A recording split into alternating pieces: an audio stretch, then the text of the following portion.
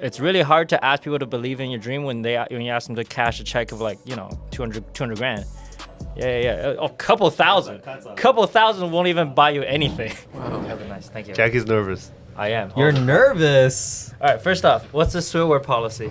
What's the what? What's the swear word policy? They can edit anything They out. can bleep All it right, out. perfect. You guys can Signed up for Audible again. bleep it out. It's fine. We have Chris and Angel behind the cameras here. You don't have to look at the cameras too often, so you guys should be just fine. Nothing to be nervous No, about. just, It's okay. Vlog thing, you always look at the camera first. Yes. All right. We'll wait for your. Do you know something about this that we don't? No. I don't think Alex ever done a podcast with me. Every time we get invited It's to do a always him. podcast, it was always me. He always just like, all right, you're doing it. You I'm do not it. bothered. Who do you guys do podcasts with? We did with Good Life guys, Slip Angle podcast. Oh, that's They do cool. a lot of more race car stuff. They talk about like RVs a lot because they Do a lot of art. Okay, that makes sense. they for track do days. more RV stuff, traveling on the road. And I didn't just realize general how race car. expensive that stuff can get. I was talking to a guy who came to our Glenview location about his trailer he takes to Grid Life. He has this like GT350 he does, and the trailer itself costs like $80,000. What? Oh yeah. I'm just like, Oh yeah. that's two. Is that race kitted cars. out with tools?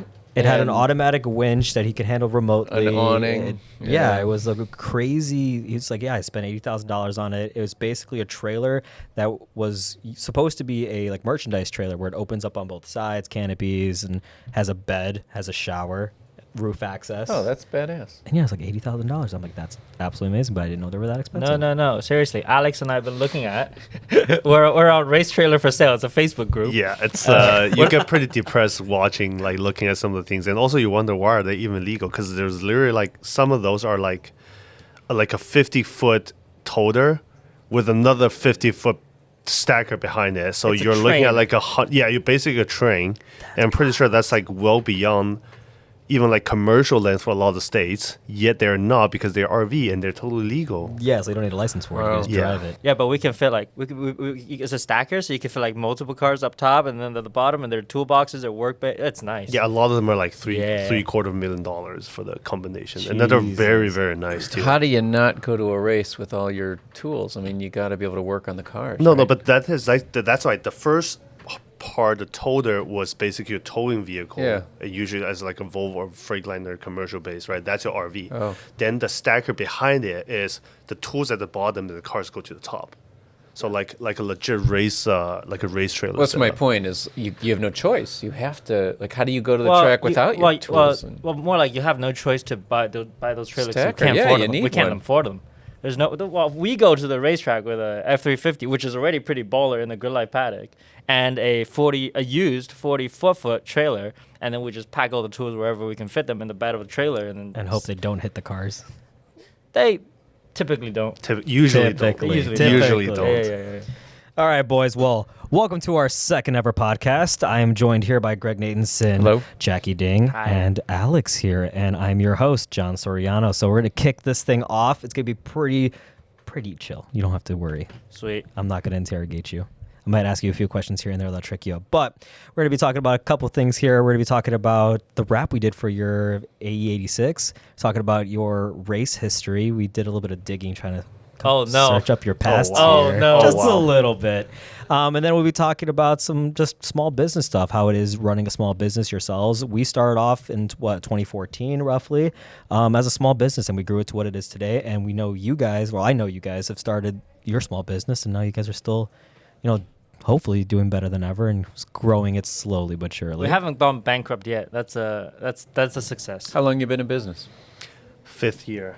Is it? Yeah, I think I don't even so. remember. So you've accomplished something. Most, you get a year and out. That's it. Yeah. Well, there you go. Well, we'll start off. Jackie, Alex, you guys want to introduce yourselves? Whoever wants to go first, rock, paper, scissors. You guys can go ahead and Alex talk about first. it. Alex There you first. go. Alex on the spot. Yeah, so my name is Alex Lee. I basically run the day-to-day operation at PH3 Racing because we're a small team. There's usually like 3 of us, plus Alan, who's not here today. So I'm more the administration and development side, and also I'm also the truck driver and the janitor of the shop. Yes. Yeah. He's like the mom of the shop. The trying dad. Dad. Okay, dad of the shop. Sure. I am Jackie Ding. I am the resident driver, main driver, number 1 driver. We call it. I like having the status. Number 1 driver and the social media manager plus general sales. That's it, because we only have 3 people, so you got to take multiple roles, right? So some occasional bad ideas have her, and I give Alex a bad idea, and then he turns the idea into a development product. So that's kind of our distinction of job description. That's a superpower. That's a good team. I like that. Yeah, it works. So far, you guys haven't gone bankrupt yet. And then despite our best effort. Exactly. Yeah, we really you try. guys are still hanging in there. Every time I go over to the shop, I'm like, wow, they're still going. And for those new who are joining us today, we'll go ahead and introduce Greg Natanson here. If you don't already know who he is, I'll let you go ahead and introduce yourself. My name's Greg Natanson. I'm the owner of Chicago Auto Pros. Been doing this for over 10 years. Wow. Yeah.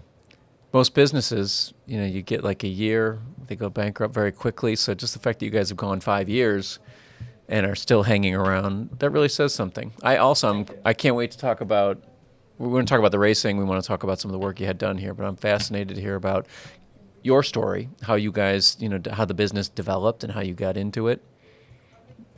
Great. And where you're going with it. We don't know, but we'll figure it out. We'll figure it out as we go. Well, we'll start with a couple icebreaker questions. Jackie Ding, you were an amateur race car driver. That is correct. I know that for a fact. Yeah, amateur racer. You can go ahead and follow him on his YouTube channel. I think it's PhD or Jackie Ding at PhD Racing. Yeah. Yeah, so you can follow a bunch of his YouTube channel. Currently, right now, I know you guys are racing your brand. It's 2023 BMW M2, correct? Yes. And then a recently semi-retired Super Mark V. Yep. And then through the digging we've found, we know that you've raced an F4. Is that correct? I did. How long was that stint for an F4? A year. Money didn't last. That was expensive. So F4 was back in the even now. It's just it's a place where young kids, such as back then, 10 years ago, myself, trying to get somewhere in your racing career, you try to. Either go into the FIA ladder, which kind of goes from that to Formula Regional, and then now the legit F3, F2, and then eventually Formula 1, right, if you get the money and the chance. But F4 is like the first step of that ladder. Open wheel? Open wheel, yep. So imagine it's a Formula car with, I think back in the day it was a Honda 2-liter engine. It's a Civic Type R motor without the turbo. No kidding. Back in the day. So yeah, so dry sump, all the motorsport stuff that you want. It was a carbon tub, but like all the wings and stuff, and the nose cone is a cheaper material. So if you ding it up, quite literally per my name, it's not as expensive as the later on cars, which are full carbon and so on and so forth. So. It was very competitive. It was very expensive. I had a couple of good shots at it. Messed it up a chunk. Crashed a couple times. We watched the YouTube videos. There's a couple crashes there. Oh no. Yeah. It's okay. Yeah.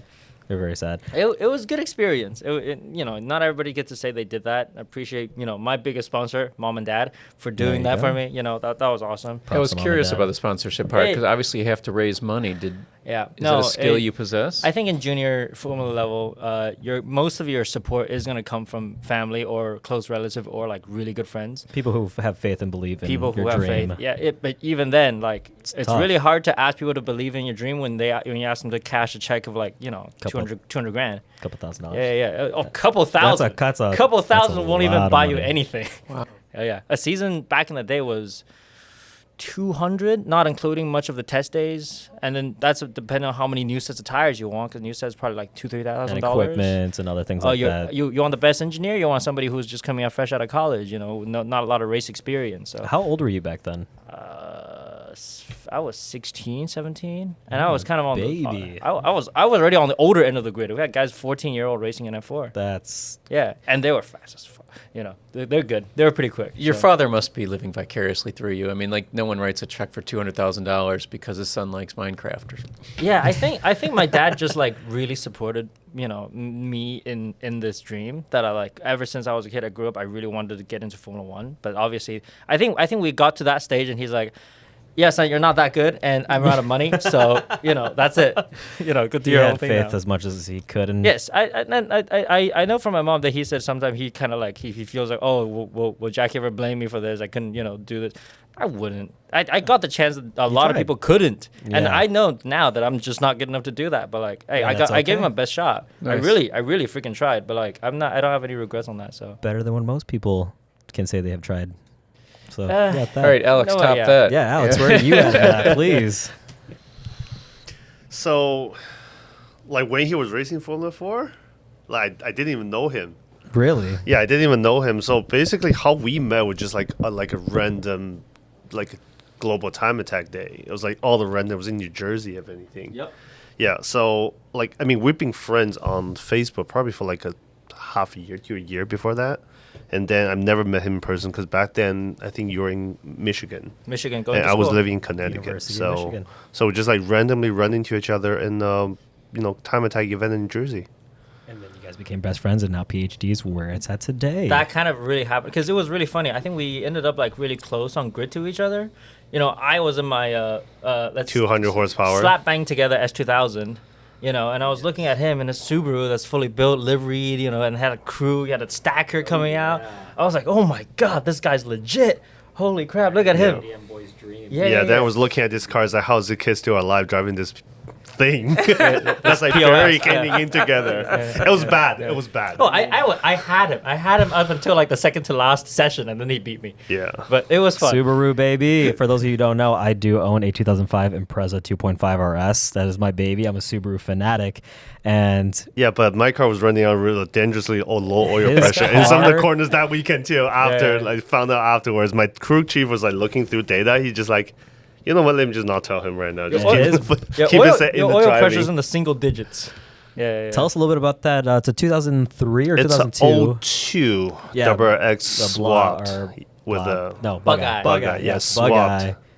That thing's cool. So what's wide body, giant wing, diffusers, giant splitter. Yeah, it's a very late. It's a full race car. It's like a 2010. Best like stuff you can scramble together for like 2012, 2013. Everything kind of moved on by then, so that's why the car is just still at the back of the shop, still running, but just haven't touched it in like 5 years. The car still exists. I always love to go back there and see it when I come Yeah, to your the car's shop. still here, It's still a have it. beautiful car. For those who don't know, that was a imported car because I think that was not legal in the States, or you had it in Canada. No, the Double X was legal. It was in Canada, but just that back then we didn't have the STI in that Bug-eye generation. That's what it was. Yeah, All right. so you need to make a proper STI, you need to swap everything from STI over.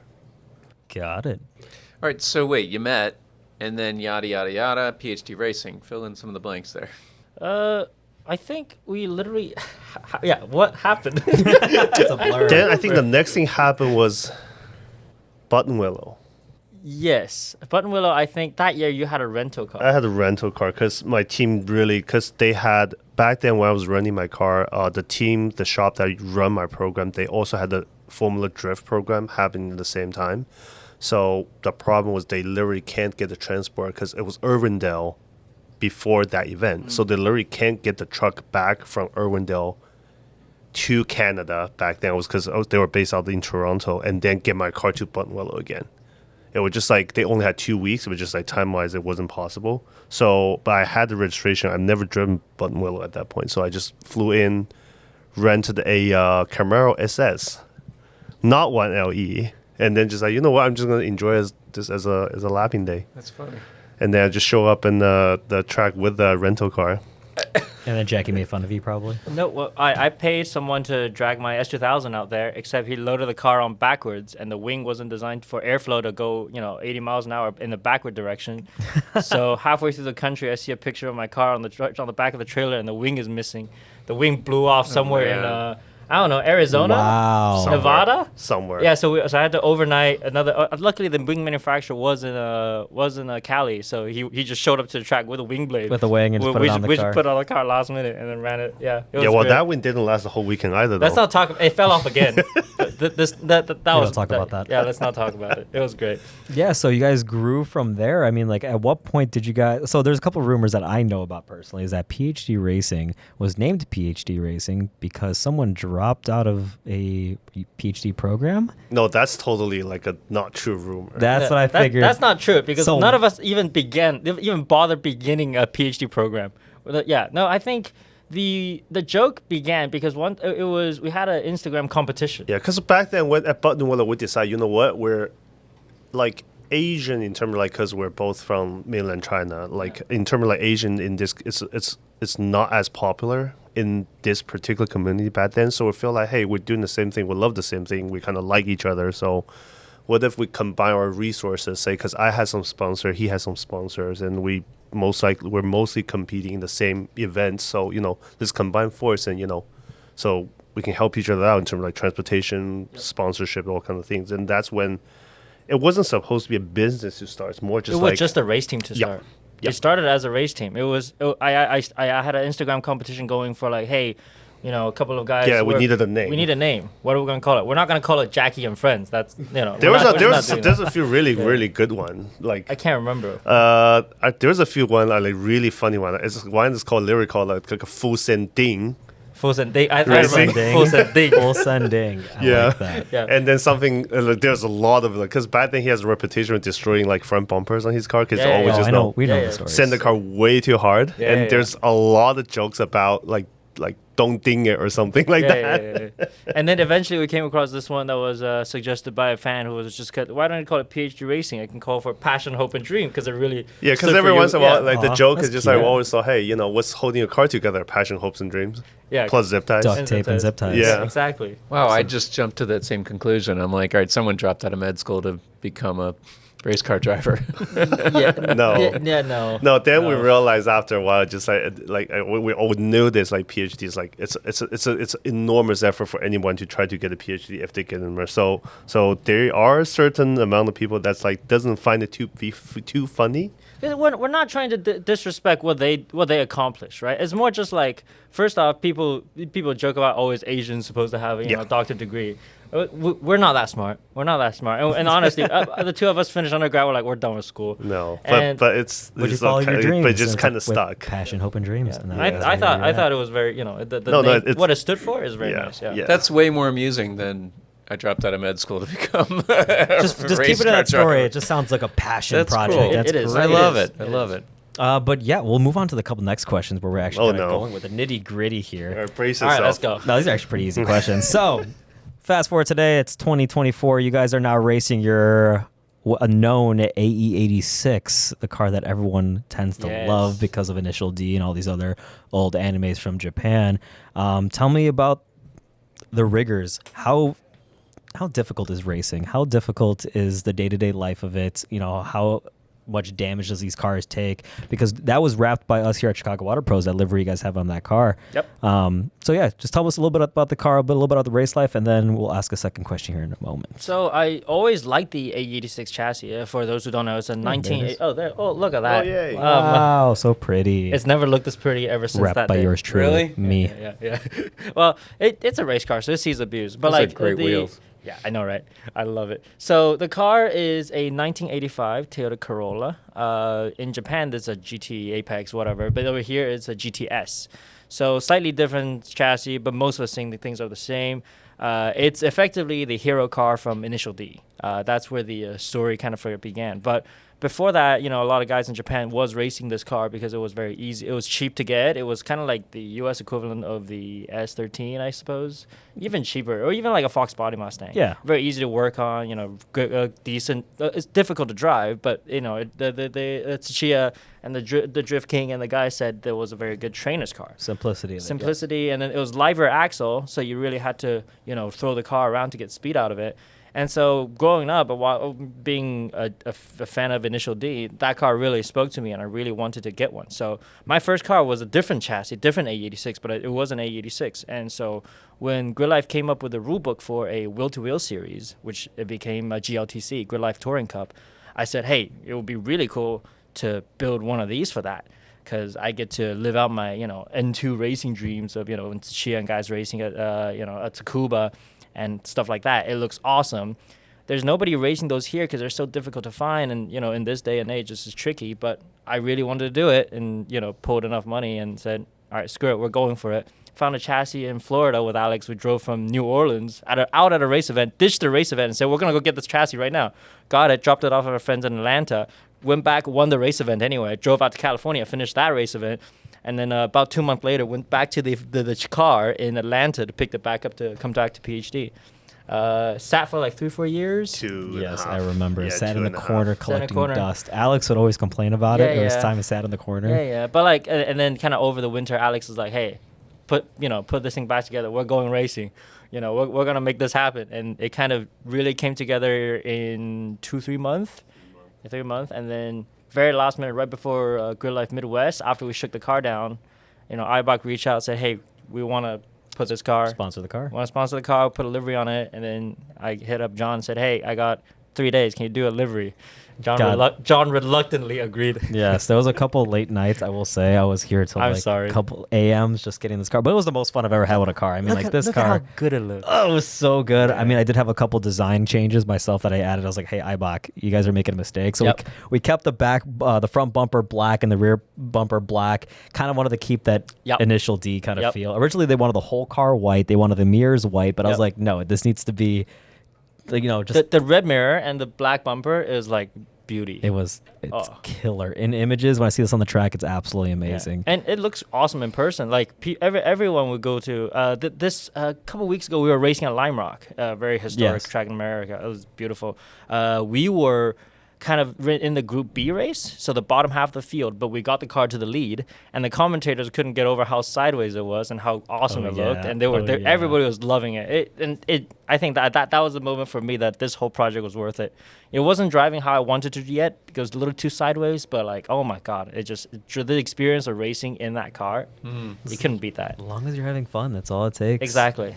What- Now, does Grid Life dictate the motor? Does it have to be a No. Corolla GTS motor? No. So that car doesn't even have a Toyota engine. That Oh. car has a Honda K24 out of a Acura TSX. Nice. So technically, we can put whatever engine in it. If I really want, I could either put an LS or I could put a rotary in it. But you just have to make a certain amount of power. It's a power to weight class, so you can't have a car weigh 2,000 pounds and making 300 horsepower. I see. basically. Yeah, if you're 2,300 pounds, you can make 180 horsepower. But if you're 3,000 pounds, you can make 230 horsepower. There's a ratio. So as long as everybody's within this ratio, there's modifier like, if you're running a big rear wing or if you're running, ABS, turbo, things like that. If your car is heavier, you get wider tires. If your car is lighter, you get narrower tires. So it's a sliding scale. So you get to there's freedom to build whatever you want. There used to be guys racing freaking Honda Odyssey minivans in the class. Really? They were they call it the Hot Odyssey. It was a Honda factory team. Yeah, it was awesome. Alabama. Was it proven Alabama something, team? yeah. The Yeah. more you mature, the more you realize that Honda Odysseys are actually one of the coolest cars you can modify. Like our dent. Don't get me started on minivans. Our, I love our them. PDR guy here. His name is Dennis. He's Dennis Dick guy, yeah. Dennis. Yeah, He knows you guys Yeah, very yeah. well. He's our PDR guy, and he has a slammed K-swap. K-swapped Manual. Damn. on I remember TEs, turbo. Recaro seats, black. It's like this car is beautiful. If you guys can check him out, Yeah, that's his Awesome work car. van. Yep. It's his work van. That's Yeah, he does all his PDR out of that van. Anyways, continue. I'm sorry. No. That's an amazing car. No, we can keep talking about minivans. Love freaking awesome. minivans. Yeah. But yeah, I mean, speaking of the cars, I can't stop looking at it. It's just so amazing. But the question we have, okay, so bringing it back to what the main emphasis of this podcast right now we're trying to answer is vinyl.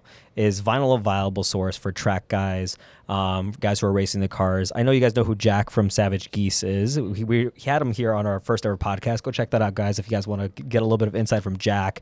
He actually mentioned you guys a couple times in the Oh, world of sick. racing, so he likes you guys. Yeah, he's a cool guy. Talks about how you slide around a lot and how cool the car is. He has mentioned it a couple times. But yeah, so he has a GR Corolla right now, and we did a Flexi Shield green on that car. And God, it was a pain in the butt to wrap. I know our vinyl guy did not like wrapping that car. But the question was, is this a viable option for track guys to A, protect a car in a certain way, B, liveries, changing the style, or when you crash the car, how fast can you get this car back up on the field with the livery it originally had and not waiting for a paint shop? So my question for you guys is, how is the vinyl wrap holding up currently? And, if a piece gets damaged, what do you guys do? What is that time frame needed to get that car back up on the field for the next track event? Honestly, I think vinyl and wrapping in general is awesome for track cars. Yeah, absolutely. Agree. Alex's car is wrapped, full wrap. It Yep. used to be blue. Now it's white and, Yeah, underneath is still blue. Yeah, underneath still blue. The M2, right? No, Uh, the bug guy. Oh, the bug eye, Subaru. yeah. Yeah, Yeah, That's wrapped? it's a War Rally Wow. blue underneath. Wow. I didn't know So that. for our for the Supra and the M2, I wish we full wrapped those cars. we really should have, Yeah. because it would have acted kind of like a layer PPF. But instead, what we do is like a partial design, kind of on top. So we put vinyl layers, but just the design. So we keep the base color. So the Supra was red. I kept the base red and added white and black stripes on it. The M2 was baby blue, so we kept the baby blue, but added dark blue and red on it. ultimately, yeah, we probably should have changed a different color because it would protect there's a lot more paint chip on the bumper now. Whereas if I look at the 8.6, there's still a few paint chips, but mostly it's all protected. It's the rubber marks kind of like over the vinyl layer. You can erase them pretty easily. Good. So no, we recommend that way. Yeah, actually, absolutely. Because, Absolutely. like, yeah, I mean, most track guys, I mean, the most you're ever experiencing is basically tar kick up or tire debris kick up. You're not really experiencing too many rocks unless you end up in the gravel pit. Yeah, I mean, Jackie? for Hey, come GLTC, on. you do because you run Yeah. a lot closer to the car because that's a bumper-to-bumper series. Oh yeah, Yeah, you're that's right. racing That, wheel to yeah, wheel. that's Yeah. not time attack. You Yeah. guys are racing next to people, but like, so I mean, you guys have raced the car for how many events so far? Four, Four five? events. Yeah. Four What's the events. damage looking like on the car? I haven't actually seen it in a Honestly, It's actually really good. Honestly, I have to give a shout out to the Good Life Touring Cup guys. Everybody in the field has raced me exceptionally clean all year. There was a couple of events. except for the Midwest track The when mid- I was there. Yeah, the Midwest event was a little bit crazy. I think there were a couple of guys who were going nuts, and then there was incident all around. It's a little bit too much. Yeah. But I think after that everybody dialed it back, and all season long there's been very minimal contact happening around us, and we're going like 2-3 wide. I had the occasion in Lime Rock going 4 wide into turn 1. Wow. Nobody touched each other. Everybody escaped unscathed. Nobody left with donuts on the door. It's beautiful. It's great when you can race people like respectfully and cleanly and get out of the other side and just get out of the car and everybody comes to you and you go to somebody else and say, dude, that was an awesome race. That was awesome. We had so much fun. Doesn't matter if you won or lost. I think anyone, even if they do virtual racing, can appreciate that. Yep. There's some virtual racing. I think it's just, in the difference between e-racing sometimes, like online like iRacing versus doing this in person is, if you tear up your car, It's expensive. you're gonna have to fix this. Yeah. There's time and money. Whereas on on sim racing, a lot of time it's just, I screwed up anyway, reset. Here we go. It doesn't really matter that there isn't that cost, right? Yeah. So people in GLTC race super cleanly, like very respectfully, and then it's just fun to watch and fun to be a part of. That's great. Yeah, and a big part of it too is how like how the rule set is. They have a very low tolerance for contact in these races. Oh, yeah. I know there's an incident that happened recently where their driver was not suspended, but he was kicked out of the touring cup because of a track incident, wasn't there? There's a couple. I don't want to go into that. I'll leave that to there, but I know that I think occurred. we can speak a little bit about it. It's more just like, hey, if other drivers in the series are not comfortable racing around you, then they will say, hey, we, either dial it back or we'll just not invite you back next time. We won't let you sign up for A this. respect type of thing. Yeah, it's because Okay. if other people can't trust racing with you, then how does anybody race each other? When plus this is not Formula One. We're not racing for millions and millions of dollars. They're like, oh, if I get us a position, I'll get money. No, you're gonna win a plastic trophy, and And honestly, at the end of the day, you're supposed to make friends, right? And it's awesome to just be in a series where it's clean and not everybody trying to win a trophy. It's great. So. Well, I am glad that you guys have been having a great time. I know watching you guys when I went out to my first Grid Life event, that was even though you weren't exactly up front, P1 or P2, Hey, it was man, still come on. it was still so much fun watching that car go sideways racing on the track, Yep. watching all the YouTube videos. Remember, guys, check out his YouTube channel to go ahead and look up all the fun, crazy times he does. Your number one driver at your job at the track, crew So, chief? Yeah, well, you said crew chief. I don't have any crew, so I'm the crew and the chief. Yeah. You just yell at Alan. He's the to number go one run driver. around, You do can be the stuff. crew chief. Crew chief, mechanic, Truck driver, janitor, like everything, Yeah. a little bit of everything. yeah, The dad, refueler, the shop tire dad. changer, everybody. Yeah. Every I've been- once in a while, I take my cars out, but it just usually is only like, say, Autobahn because it's close. For the last few years, I usually take like one of my cars just to have fun. But I will say this also. Alex has a very, very sensitive behind. Like when he gets in, that's not what I I meant. know where you're going, but with- it's but- funny but- anyway. yeah. Cuts. No. This is okay language. When I jump in a car, sometime I will. If the car isn't doing what I wanted to do, I'll try to like drive around it because when I started racing in Formula 4 and even before that, Skip Barber cars, you don't get to make setup changes. You don't get to request, hey, I need less tire pressure. You just go out and figure it Yeah, out. you have to You work have with to what you drive got. it. Yeah, work with what you got. It's kind of like rental karting, right? You draw a cart, you figure out in half a lap, drive it. If you have to lean a little bit more this way, Exactly. or just kind of You bump have to it change your driving forward. style Yeah, to work with the car. But Alex has so because of that, sometimes I'll get out of the car, I don't really know what to change. But Alex, every time, let's not mention lap times here because I'm not insulting him. But Oh, every time God. he gets out the car, he knows what the car needs to make it faster. Yeah. Yeah. Even if he might be like 5 seconds off the pace, but he still knows how to make the car he better still feels. for him. I mean, Yeah. that's a big part in racing is feeling your car and knowing what to change. Alex, I've seen you out on the field. I know you're just a dad and you're just whatever, but I've seen you in the pits with Jackie and you're just like, this needs to be done. This needs to be done. Yep. You know, we got to make this adjustment. Like you're on it. And how like, I know you maybe don't notice it too much, but how rigorous is that? Like in the pits, doing all that, you know, how stressful is that for you? It gets stressful, especially the competition side. But for me, it's just like I like those things. So if you remember back then, you know, Gran Turismo, was it Gran Turismo 4? They had the A spec and the B spec. Yeah. I'm the type of person that spend way too much time on B spec. Yeah. Like And- Motorsport Manager, F1 Manager, that's yeah. him. My most Oh, played yeah. game in my Steam library is Motorsport Manager, F1 Manager. Really? Yeah. Wow. Actually, more than, say, Assetto Corsa. Interesting. So you're really big on strategy. Yeah. I'm like strategy, setup, development. That's kind of more my thing. Kind of, you know, I still drive, but when I met him, race against him, I know between two of us, there's no question he's a way better driver. But he's what we realized working together for this long is that he's such a good driver that you give him a car that as long as the four wheels are still attached, he will drive his way around it. Right? Yeah. Well, But- quick example.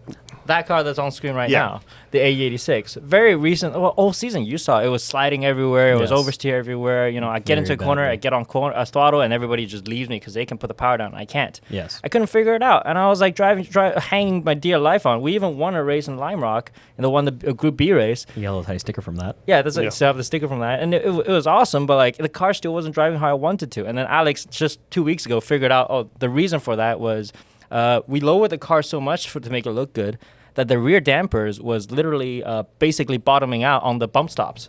So The whole time. the whole time. As soon as it's on the ground, it's just on the bump stop, meaning the rear's like much stiffer than it's supposed to be, and.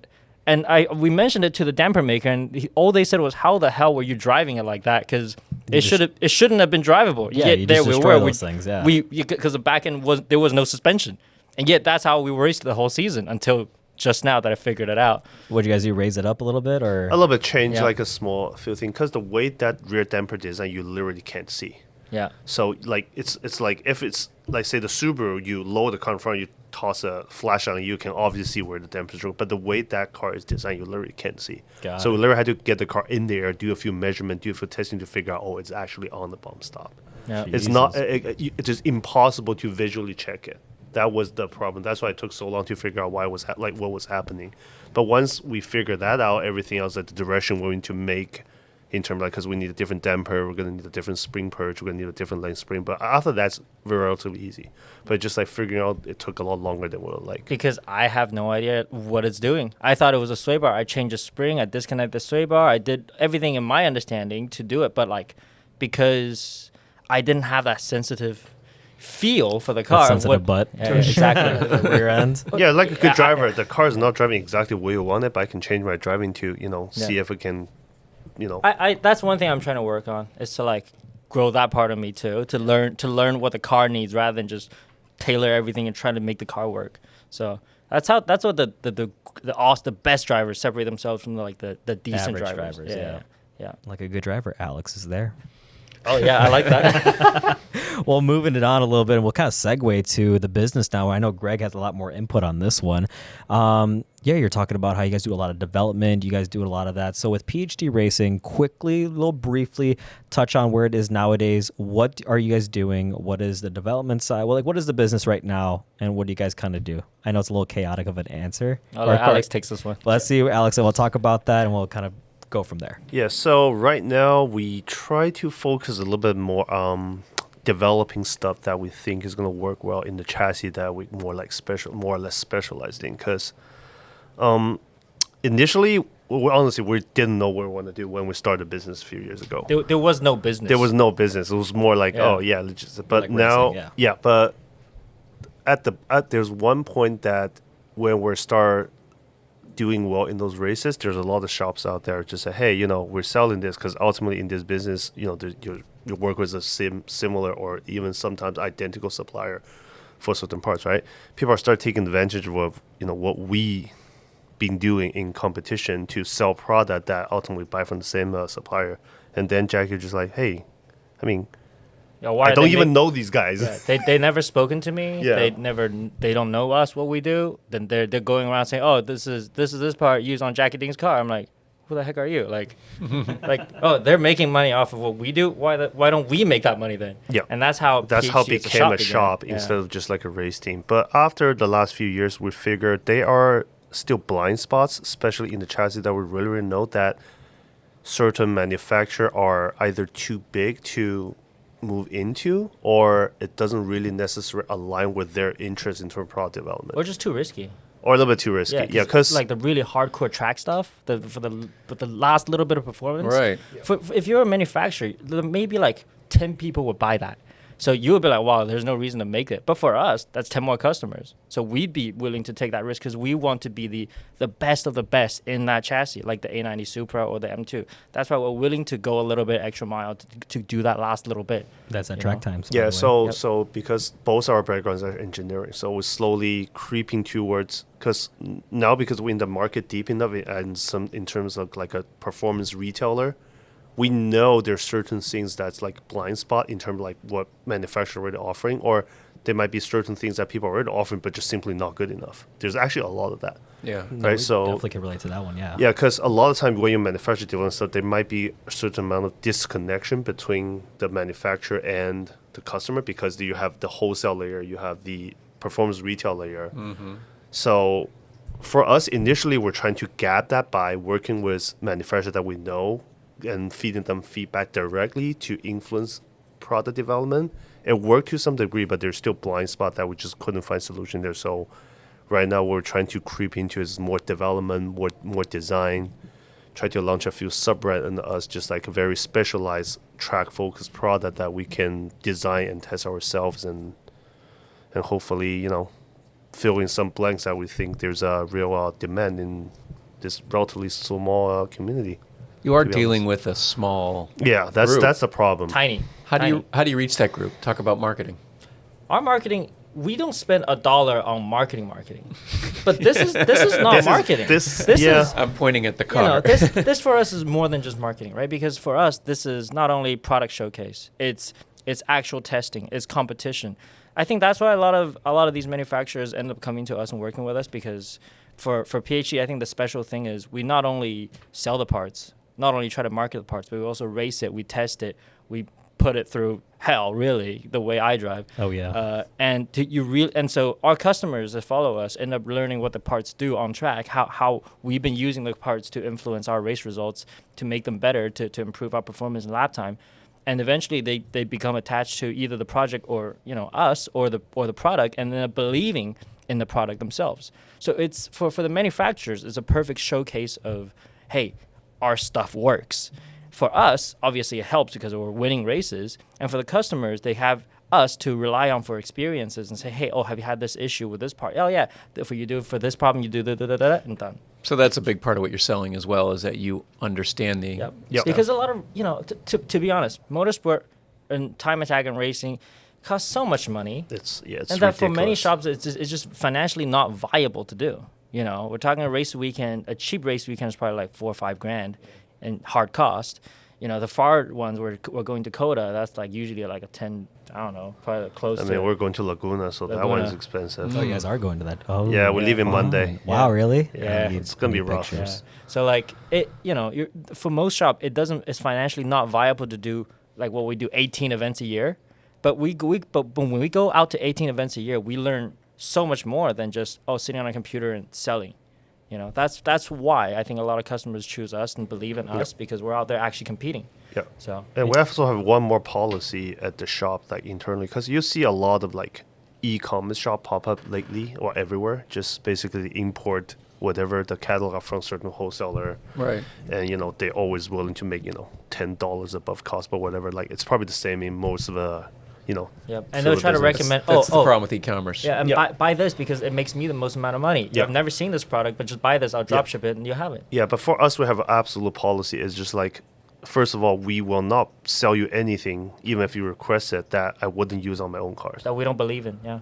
That's the first policy. And second, if there's a product that we sell and it's starting developing problem or problem that we didn't realize it was setting, we're just going to pull it off. Yep. So that's the thing. It's just like we will never sell you, say, if you want, like, say, like, whatever, CBA, whatever, coilover that we know have problem on certain cars.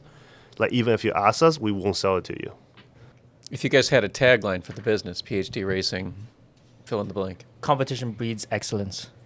You just I had that love right in your I pocket. had that on yeah, my right. in the for back that. pocket. Yeah, he had it. No, because that's what we do. We compete. Doesn't matter if we win Nice. or lose. Every time we compete, we learn something. How much of this stuff spills over into the street cars? A lot. So you have actually. people shopping for, Like, hey, I just what's want to your make money. what's your customer like? I know I've been to the shop and I've seen a couple like Mark V Supras just randomly there. I know it's like some The street majority of our boys. customers still track guys. They might not be as invested like hardcore, that's what I say, but I think the majority of customer buying from us either locally or, domestically, Worldwide. nationally. Yeah, I think a solid 80-90% they all track people. because Really? Okay. because we're just that deep into that market.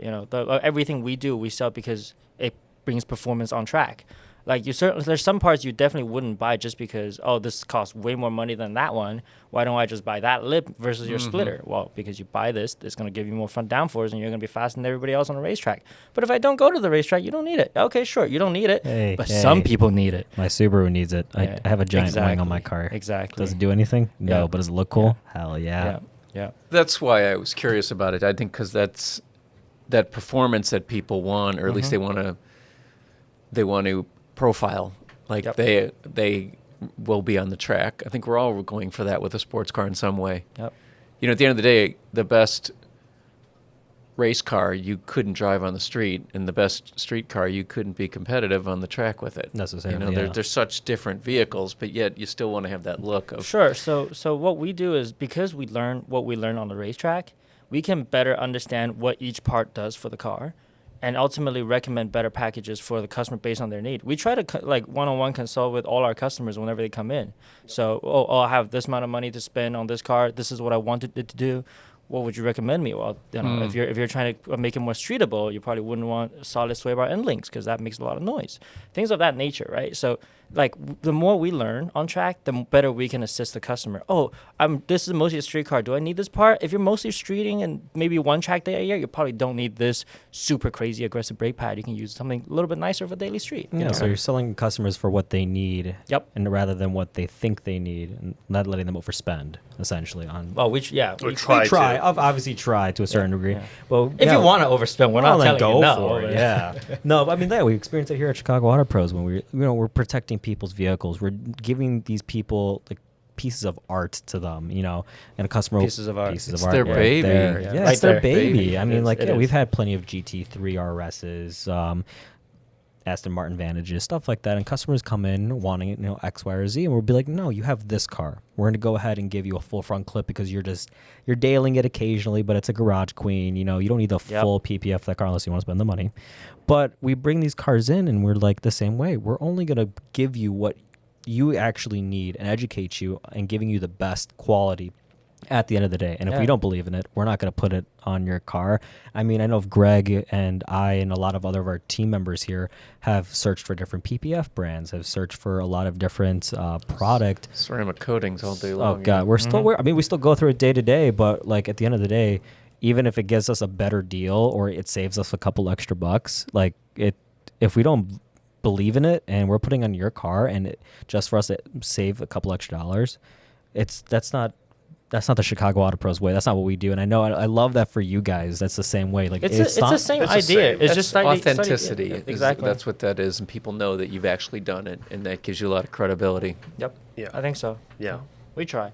All right, so what's next? You're going to develop. Do you have your own brand of products, or you're That's modifying? what and- we're so for the longest time we kind of have been doing what we call PhD spec. So we work with larger manufacturers like Titan 7 or JRZ and stuff, develop things that we think would really help the car and help the chassis and so on.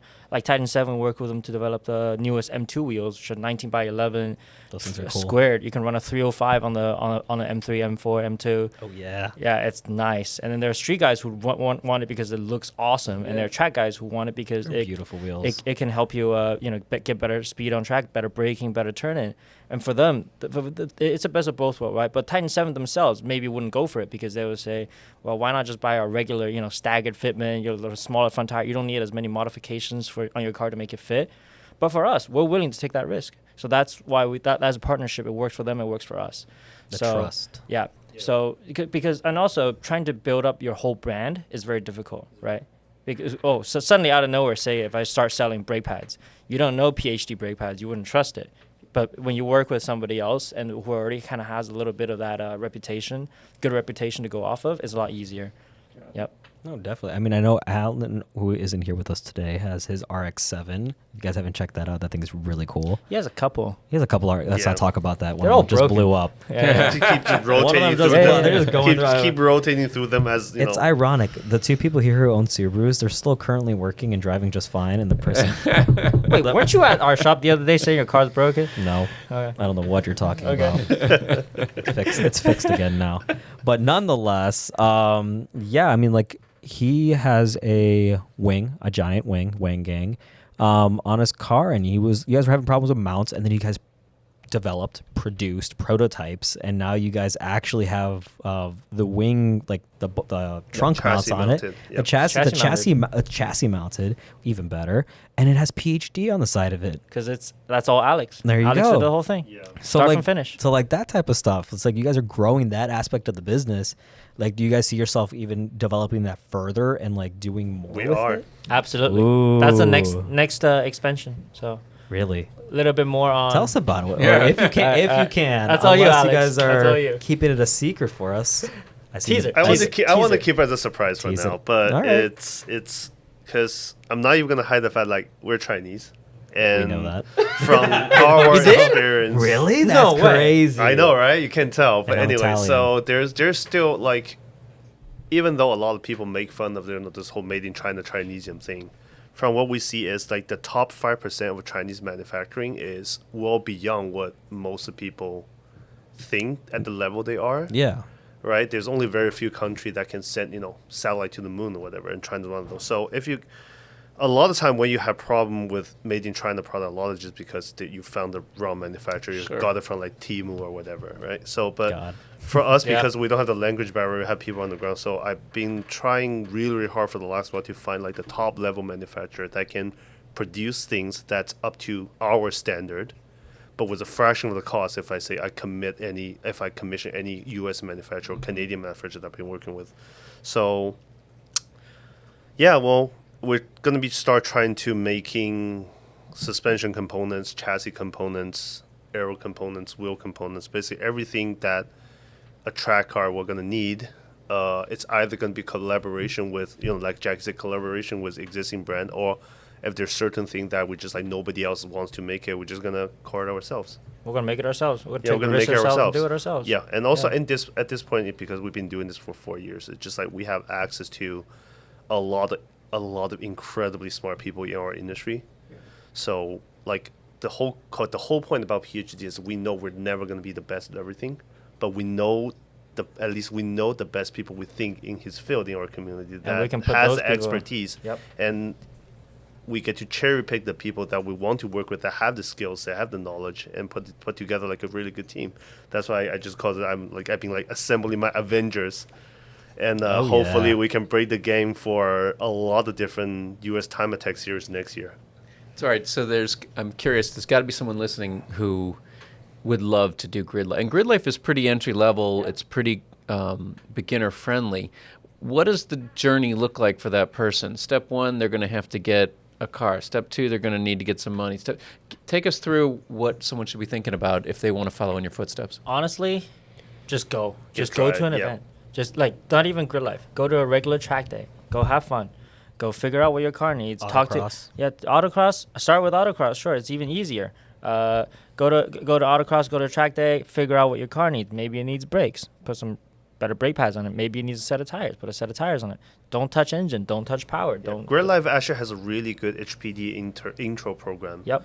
So if you They have instructors who can Yes. help you get into and teach you what you need to look out for on a racetrack, how to do it safely. Once you get through the HPDE program, do a couple of those, get comfortable on a racetrack, pointing people by, seeing fast cars come up on you, then you can maybe jump into one of the time attack classes where they teach you a lot about, okay, well, you're competing now. But it's basically the same as an HPDE, like a regular track day, except now you have a transponder on your car, and every time you come off the track you get to see your own lap time, how it compares to other people in your class, how it compares to cars in front of you, cars behind you. And the nice thing about time attack that's slightly kind of easier to drive in than a regular track day, when they grid you by time. So the faster guys always grid toward the front. That means the guys in front of you, usually, at least the last session, is faster than you. So you can always try to learn off of him, figure out how the car works differently. Oh, maybe your car has a little less power, but it's lighter. You can catch him in corners, but he pulls away a little bit on the straight. You give yourself a gap, you figure out how to get past him, and then move on to the next guy. So there's always someone in front of you and always someone behind you, and you're always trying to chase that little rabbit in front of you, right? So you're metaphorical trying to, rabbit, exactly. yeah. You're trying to get better.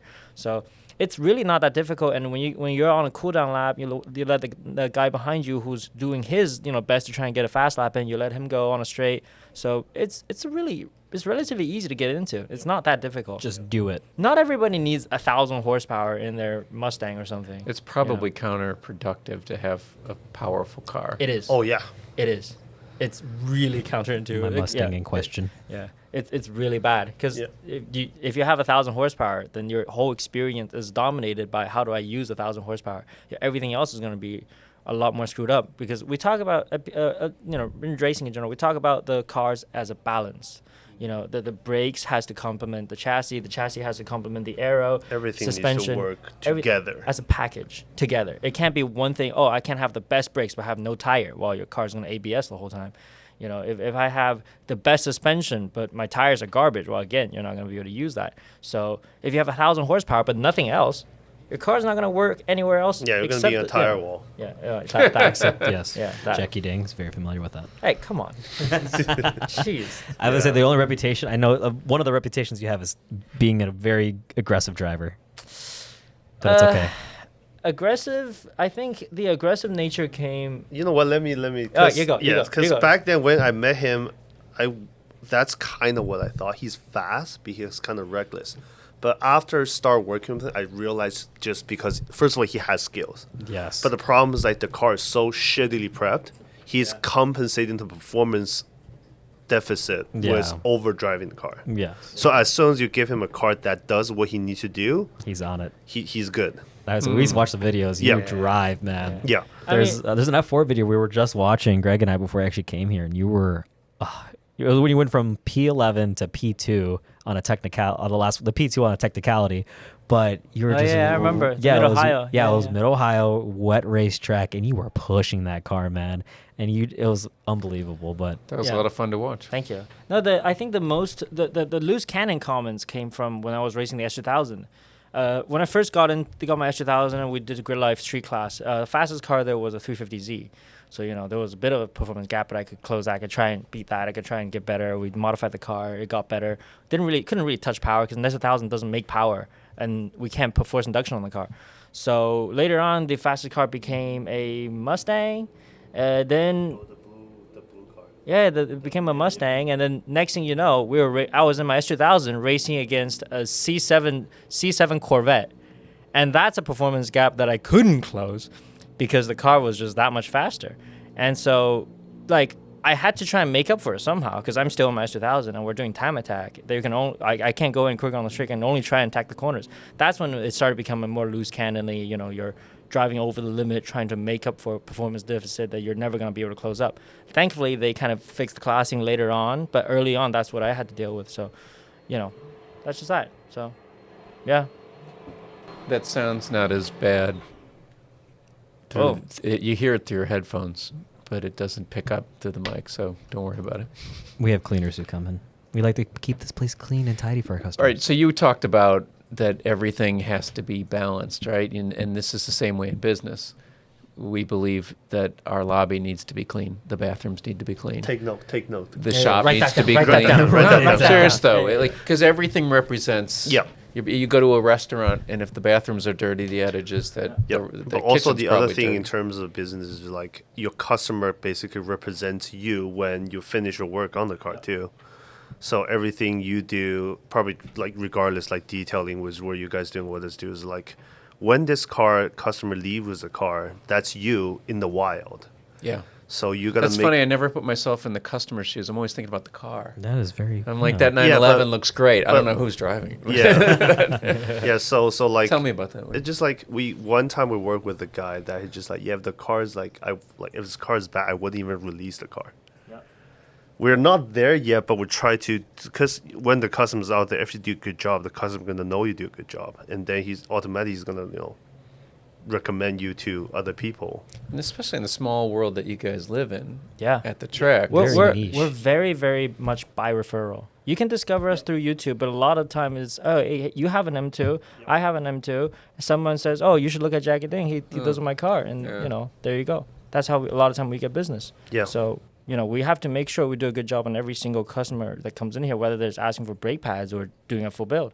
That's every single customer we have to treat it with that level of respect, right? So. Yeah, regardless of just a brake pad or it's like a $20,000 or $50,000 full build, you just you have to treat everybody like right, and give them like I always try my best to give them absolutely no bullshit information, even though sometimes it's against of what we probably should do with business. It's just like say not We'll make selling. less It's the right. money. It's the right Yeah. thing Yeah. to do, though. Yeah.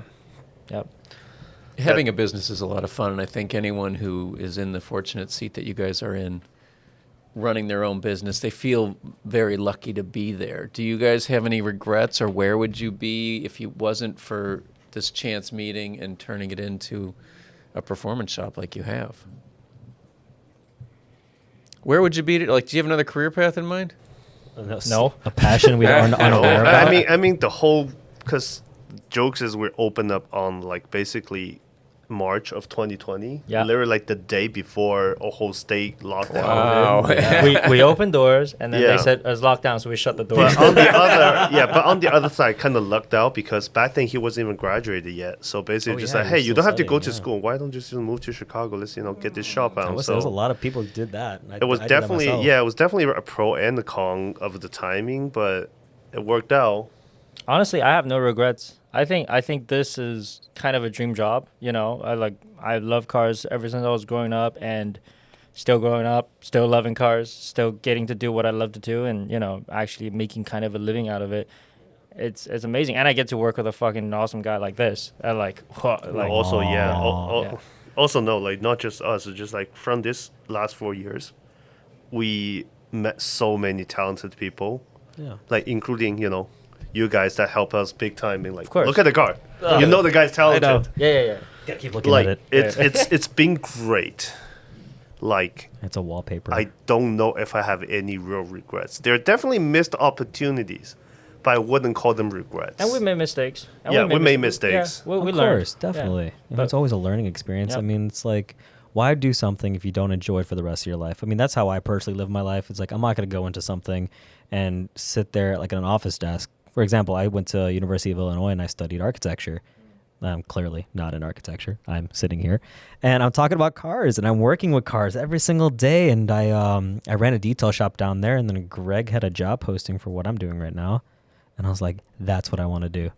I want to be partially, I wanted to be around cool cars. I love cars. I love beautiful cars. I like making them clean and watching the reaction of these customers just like be so happy. Yeah. And I meet so many customers that way as well, whether it's like you guys, I mean, we did your 8.6, or people like Jack from Savage Geese, or we had the owner of WeatherTech here, a bunch of other customers as well. And it's just like, it's a dream job, makes me happy. I'm with friends. I meet so many other people, and it's just like, I wouldn't be doing what I'm doing if I didn't enjoy it. And I'm assuming that's the same for you guys. You guys wouldn't be doing what you're doing continuously for 4 years now, 5 years, going on 5, if you guys didn't enjoy what you were doing. Yeah, I don't think there's, at least specifically in like the automotive industry, right? Or like very, very specific, even the car racing industry, motorsport industry. If you don't love this, you're not going to stay here because this makes no money. Yeah. Yeah. Right? It's a terrible business It's a model. hole. Oh, it's Like, terrible. Building a It's car is just a terrible. hole. I don't know why people do. I heard so many people where it's like, yeah, what's the thing you love to do like after you're done with work? Like me. Yeah. It's like, oh, I love to go work on my car. It's relaxing. Yeah, And here yeah. I'm beating my car, breaking my knuckles, bleeding, I know. angry. Like, why is this not working? I was literally up until like 10 p.m. last night trying to tune my A86 because I'm The like other one, the other one. The other one, the red other one. one. Yeah. I'm like, I gotta be. There has to be something I can fix with this. But like, yeah, exactly. Like you said, because we love it. You That's love why we it. do it. Like Like that's, toxic relationship. that's how you grind through the not so pleasant part of business. Correct. Right. But like, end of the day, you get to go into our own shop and say, damn, you know, we're doing this. What's next? Right. So Because it's crazy to do. yeah. You're taking on a crazy No amount sane of risk. person. No sane Yeah, person what did would they say go into about this. being a millionaire in racing? Oh yeah. You start by as a building a billionaire. Yeah. Yeah. Well, guys, we really appreciate this. I have a speed round of questions. These are going to be the most random questions I kind of just pulled up off of ChatGPT. And we're going to go through it. And this is all for all three of you. Greg, this is for you included as Oh, well. all right. Oh, wow. So it'll just be super quick and easy, and then we'll kind of end this out. All right, what's your favorite color? Alex, first. Blue. Red. Blue. All right, favorite car manufacturer? Porsche. Ferrari. Porsche. Oh, you two on the Porsche answer right And there. blue. Yeah. I'm getting ganged up here. All right, dream car. Go. Oh, that's rough. Ah, come on, Come on, five. come on. 4, 3. Aston Martin Valkyrie. Oh, that's an interesting Valkyrie. answer right there. All right, Jackie. 458 Speciale. What? 458 Speciale. Wow. Yeah, know, that- F40 that's my favorite, but that 458 could be the best looking car ever made. It's gorgeous. It was on my bedroom wall growing up. Still wanted to. Oh yeah. Oh, yeah. Love that. Oh, All right, yeah. Greg. Yeah, it was Countach Testarossa 959 era. That was mine. For me, the next one will be a McLaren F1, the original balloon tail. Ooh, those Oh. are Yes, that's Orange? one of the best sports cars ever made. Orange, right? Doesn't Gordon matter. Murray. Like Doesn't if I matter? ever get to one of those, it's like I seen one in person one time. I was like all over for like a solid hour.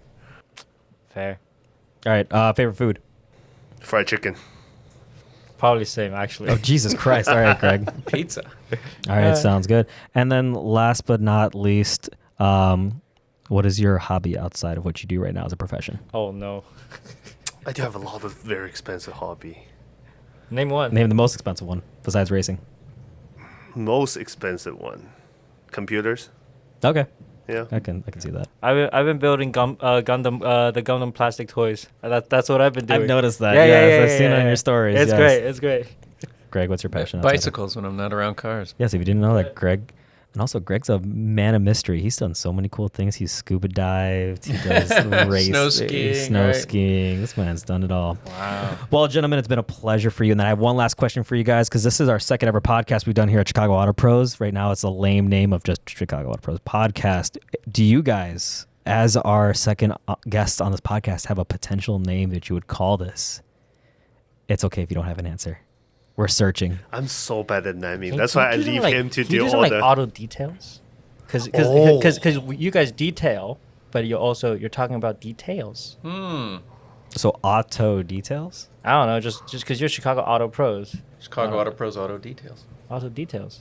We should work on that. We'll Yeah. think about It's that. Think almost too about it. clever. Yeah. Whoa, Whoa, it's whoa, going to go whoa, over whoa. too many people's heads. That was too smart of an answer. Oh, Coming wow. from the engineering major on. over here. Okay. All right, guys. Well, we really appreciate you guys coming out to our podcast here, our second ever. We'll hopefully have a name after hopefully the 5th episode, and we'll figure it out. But it's been a pleasure having you, Jackie, Alex, and Greg joining us today, and we Thank you, really guys. appreciate you. And hopefully go check out these two guys on YouTube, Instagram, and any other social media platforms they have. We'll go ahead and link it down in the description itself.